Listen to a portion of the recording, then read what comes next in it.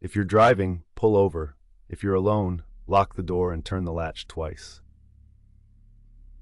In the winter fog of Northern California, the first scenes played out on gravel shoulders and lovers' lanes, where breath smoked in the air and headlights carved thin tunnels through cold. Two students lay on dark asphalt near a chain-link fence. Then months later, a car idled near a park, gunfire stuttering like a misfiring engine. The voice that claimed these acts came from a payphone, measured and almost bored, a nickel's worth of distance from the slaughter. What kind of man turns murder into correspondence? A symbol stamped itself into the region's vocabulary, a circle with a crosshair, as if a map had grown mean and learned to aim. He declared he would do it again. The ink that followed did not dry clean. The first letter reached newsrooms in triplicate. Cheap envelopes fuzzed at the edges from a hurried hand. Clerks slit them open with bone-colored knives under humming fluorescent tubes, the smell of paper dust and hot machinery mixing with old coffee. 3 nearly identical messages, one for each paper, laid out demands in thick, impatient strokes. He provided times, places, calibers. He bragged about a flashlight hooded with dark tape, about shots taken with certainty. The crossed circle hovered above the signature like a lens. He insisted the cipher be printed on the front page, as if the city were a class he intended to teach and terror the lesson plan. Editors stood in the wash of rotary presses, ink turning their fingers into smudged gloves. Phones rang on 3 desks at once, the peal cutting through the room like a thin blade. Some voices counseled restraint. Others argued that withholding would invite more blood. A decision dragged itself across the floor. The next morning, breakfast tables across the Bay Area held folded warnings. Butter knives paused above toast. Schoolyards sounded different. Every swing's creak, newly suspicious. On the radio, announcers read the symbol aloud, even though it was just a shape. He had moved into kitchens with neat cursive and short commands. He wrote that, if the sulfur wasn't published, he would spend the weekend riding around shooting strangers. That line cut deeper than any flourish. It turned random wind into a whistle people could not ignore. Grids of symbols spilled across the page like scatterplots from a stranger's heart. Circles, triangles, squares, letters wearing disguises, a strange parade designed to stop a city mid-step. Police analysts ran patterns with pencils and rulers, copying lines until their wrists ached. Whole departments went quiet when the pages appeared, as if a spell had fallen over people who hated the idea of spells. The alphabet had been dragged into a field and rearranged. A married pair in Salinas set the kitchen table with graphs and patience. Night after night they bent over columns, while a fan muttered in the corner, and a cat hunted dust in the slant of a lamp. He loved repetition. They looked for it. He loved patterns. They broke them. By Sunday, a message rose from the scrambled river. It read like a taunt and a diary entry, tangled pride on unlined paper. He announced that death excited him, that people were the most dangerous game, that his victims would be his servants in the afterlife. The banality cut worst of all. No manifesto, just appetite. When a later grid appeared, denser, wider, a restless quilt of marks, years hardened around it. Amateur cryptographers burned their evenings under desk lamps as summer turned to winter, lovers turned to spouses, and the puzzle kept breathing. Decades later, a trio of codebreakers, armed with patience and software that shuffled letters like cards, found a way to read diagonally through the maze. Sentences clicked into place with the sound of a locked door opening somewhere 3 rooms away. He dismissed a caller who had pretended to be him on television. He insisted once more he didn't fear the gas chamber. He promised nothing useful. In another note, shorter and angrier, he offered a name in 13 symbols, a stub of identity that solved nothing. Greeting cards arrived with skeletons and puns. The ink sometimes changed to felt-tip strokes, but the energy stayed the same. A man trying to control a story by forcing others to decode his breath. Every newsroom became a stage lit by panic and deadline glare.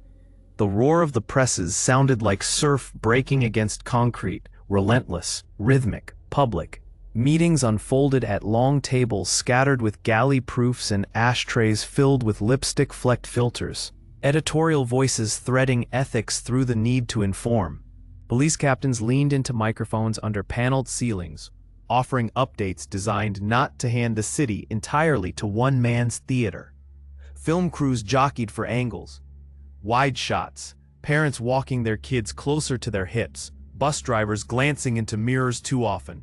Foghorns singing across the bay, as if answering questions no one asked out loud. A late-night call-in show invited a masked psychology, and someone phoned pretending to be the killer, sobbing into the receiver, with a voice like wet paper tearing. That clouded the river further. Letters addressed the deception in a tone that felt almost professional, the author managing his public face like a brand. He directed editors, corrected anchors, ridiculed detectives. A cloth scrap arrived in one envelope, sliced from a dead man's shirt as proof. The inclusion turned the air brittle. A newsroom intern pulling a stack of mail toward a scale, paused and did not touch the fabric.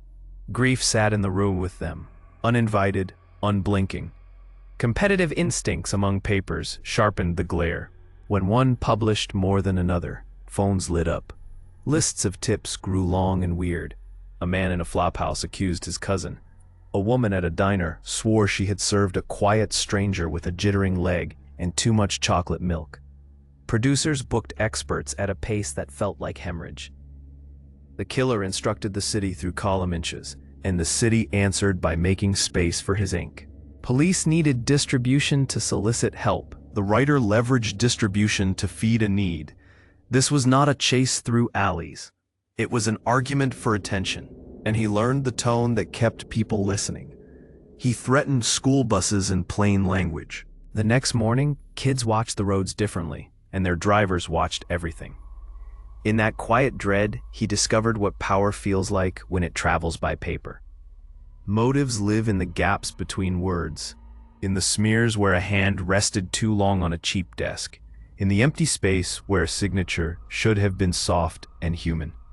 He built a persona, letter by letter, and then lived inside it. Each envelope offered proof that he existed outside the photographs, outside the blood receding into soil, as if he were more than a man. The thrill ran through the lines like a hidden wire. He wasn't only seeking victims, he was seeking readers. Control was the core. By choosing when to write, to whom, and how, he took possession of strangers' focus. He jabbed at the police without ever stepping into a station, then watched the newspapers carry his words to doorsteps along neat sidewalks and cracked driveways, into apartments that smelled of frying onions and freshly fallen rain. He wanted to be a writer above all else, the sort of author whose work you couldn't keep from your hands. He drew a crude sigil and turned it into a regional brand, then carved that brand into the public consciousness by tying it to bodies. Cynicism tells an easy story about monsters craving fame. Something else hums under these pages. A man without an identity built one from fear because it cost less than a life lived out loud. Misdirection formed part of the design. He salted his notes with specifics and mistakes, with lines that sounded like truth and lines that tasted like plaque. He said he prowled for random targets, and still he returned to the same counties, the same highways cutting fields at clean angles. He claimed to run alone. A few letters arrived with syntax shifts that suggested a visitor in his head or a different pen entirely. A police sketch ran on the front page. He seemed to take pleasure in the drawing's imperfections. That is how a performance operates, by making you argue about the stage while the theater burns. Decades passed, and the paper aged to sepia. Files went from box to scanner. Cryptanalysts who weren't born when the first letter arrived found community in the work of untying knots left by a ghost. A team cracked one long grid and felt a blend of triumph and emptiness they had trouble naming. The message never gave what it withheld. That's the secret. The letters kept the emptiness alive.